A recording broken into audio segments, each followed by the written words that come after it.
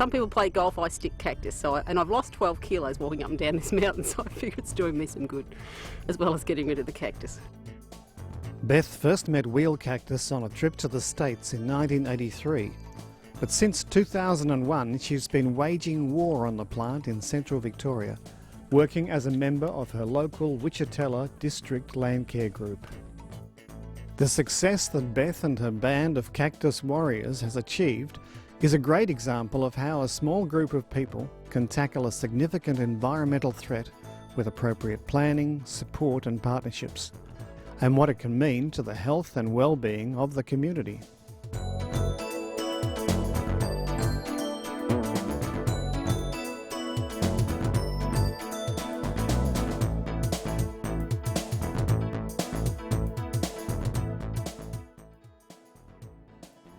Well, we looked at it in the first place and thought it's nearly an impossibility, you know. What could we do on such a vast expanse of cactus? You know, could we ever see an end to it? Wheel cactus, a declared noxious weed in Victoria, had largely been ignored in the Wichita area for many years and was probably an escapee from a local garden.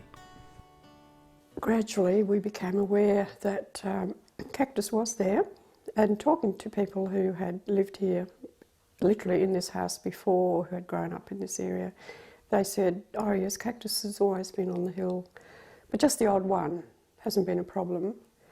But in the 90s, with the drought conditions, and then now from 2000 on, the rabbits have gone with the calicivirus and the cactus has just exploded.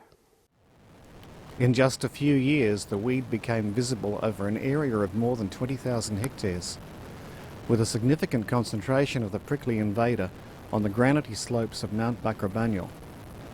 It replaced any existing vegetation and meant that using any of the land for grazing sheep became an impossibility because of the spines getting into the wool. It also thrived in the continuing drought conditions. There were also smaller dense infestations at neighbouring Mount Egbert and Mount Kerrang. It takes over. It's a very persistent weed, so it perseveres anywhere. It gathers up any drop of moisture, has very wide-ranging roots, not very deep, but it just gathers up the moisture, stores it, and then can live on through difficult times and a little bit more rain and away it goes again. The Land Care Group was concerned about the cactus invasion, but little was known about how to kill the plants. Unlike prickly pear and the Cactoblastis beetle, there was no known biological solution, and just cutting the plant down didn't work. Yes, well, we were trying various means, such as just physically picking it up and putting it into pits and burying it, which is you can do and is quite effective with small ones, but you've got to have pits and it's quite difficult to do.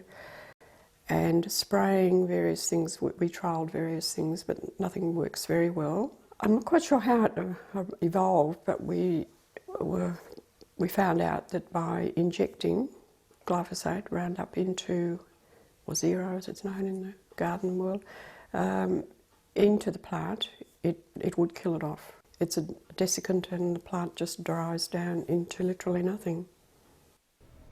With the herbicide injection, the group had the method, but the task still seemed overwhelming. Killing the cactus involved slow and steady work with many hilly acres to cover. Local landholder Beth Crutch led the way and showed the group that it could be done.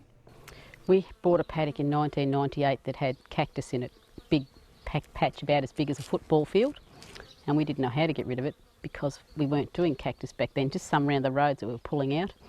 And David Bird lent us a cactus gun because we weren't in the Wichita Land Care Group back then.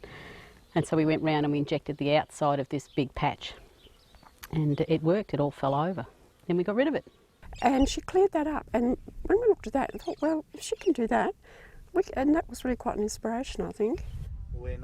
But it was also very important to have somebody to coordinate the effort and help plan the project. This was the role played by Trevor Barker, the local land care coordinator working from the Loddon Shire out of Wedderburn. Trevor's role absolutely fabulous. Trevor got the group back together and said, well, you know, let's try for more funding and all the rest of it. I can see what the objective is with the whole thing. And yeah, with Trevor prodding us along, we've really, you know, made a difference with the whole thing. Trevor helped the group organise community days where up to 30 people turned out to attack the cactus. He also managed to source funding from the North Central Catchment Management Authority and the Loddon Shire for the equipment and chemical needed. Money that he believes has been very well spent. 2 years ago we applied through the North Central Catchment Management Authority for a second generation grant. We applied for $10,000 to buy chemical, which we use here is Roundup.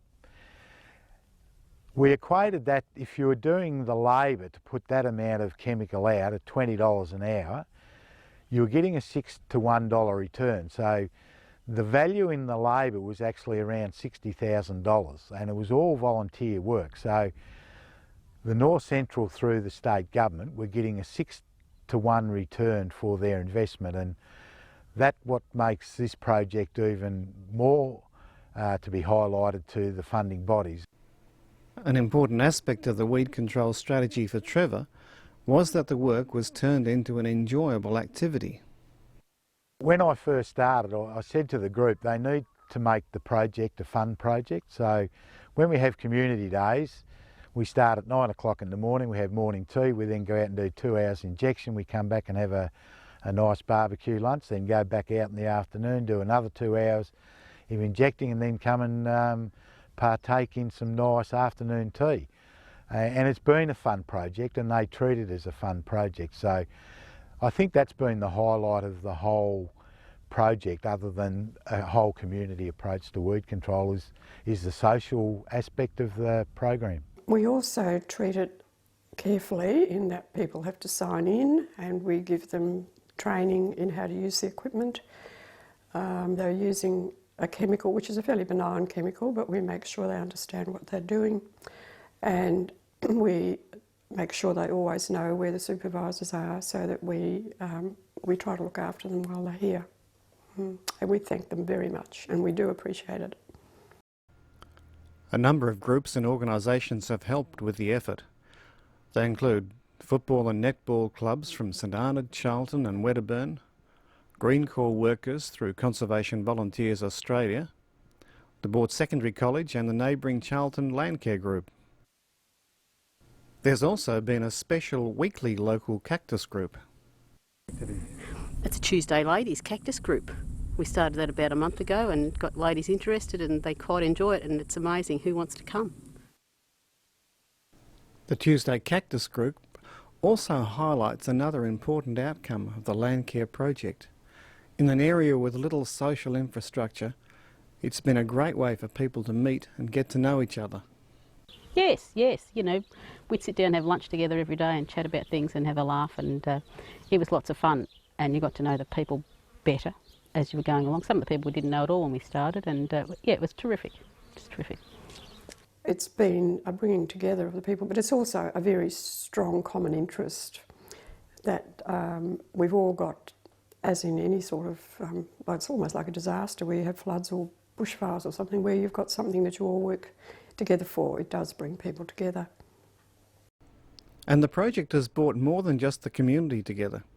Because of the extent of the cactus infestation and the way seed is carried by birds and foxes who don't pay a lot of respect to fences, the group has been operating in a planned approach across a number of different properties. Partnerships have formed with other groups and organisations who have decided to work with them. Parks Victoria manage a scenic reserve in the area, which also shares the cactus problem. In terms of the hill and the problem and the values that are up there, compared to the other reserves that we manage, so Western Goldfields manages 240 reserves that range from Witcher-proof to Clunes. So in that, of course, we've got limited staff and limited funding. What's special and unique about Buckra is really the community and the works that they're doing around it and on it. So that's why it's important for parks to support them. There are also regular groups of volunteers, often from Melbourne, who have been working to control cactus on a nearby property managed by Bush Heritage. Once again, they've been encouraged by the work of the Wichita District Landcare Group. If you do these, whether it's pest animal control or weed control, just on your own, and there's rabbits or weeds through the fence in the neighbour's place which will re-invade your place, then it really reduces the incentive for you to go hard at it. But because there was a community-based operation underway, or was getting going, then we were very keen to join that effort, because these weeds are having or cactus plants having a major impact on production on the farmers' areas, but they're having a major impact on biodiversity conservation on our areas. So that local drive was very much part of what we hooked into. The work of the group has also been on show to a wider audience, with 2 field days and organised visits from various groups keen to learn about the project. It's been a huge task, but now the results are very encouraging. With additional help of drought relief funding organised through the North Central Catchment Management Authority, a large portion of the cactus on Mount Bunyal is dead. There will still need to be follow-up work on new growth for a number of years, but the main task is well on the way to being achieved. I can fence it off properly now and stock it properly. Like before, when the cactus was fully covered, all the spines get into the sheep's mouths and wool, and you couldn't handle them. Now that they've gone down like this, you can see the green feed coming back. Oh, fabulous! Absolutely fabulous. Yeah, and it's past our wildest dreams in lots of ways. We didn't think that we'd be able to do it by hand. The result has also been significant for the Shire and its partnership with the Catchment Management Authority. It's important socially to be able to support a rural community to get active and to help improve their own productivity, their agricultural productivity. And it's also important from an environmental perspective to see this noxious weed being fought back and winning the fight. And what is more important, and the amazing result that the Wichita Group has achieved, is that they've demonstrated what is possible to other communities facing natural resource management problems. And in recognition of this, the group received the state's Weed Buster Award in 2007.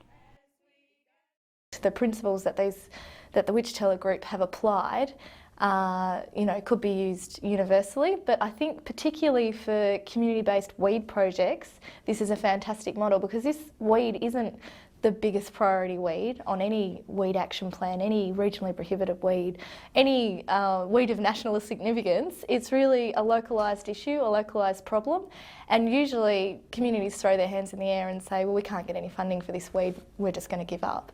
And I think that this group, with their planning, with their partnership engagement, with getting everybody on board and sitting around the table and talking about the issue, and then the media coverage, the profile of the weeds just lifted over the years, and I think that's really attracted the investment, attracted people to want to get involved and just remain enthusiastic. I mean, the group's just ploughing on ahead and talking about going around the mount again, so they're really committed to it, committed to action. So I think for community-based weed management, you don't have to have the highest priority or the biggest infestation. You really just have to tackle it as a community, and those key elements will make you succeed.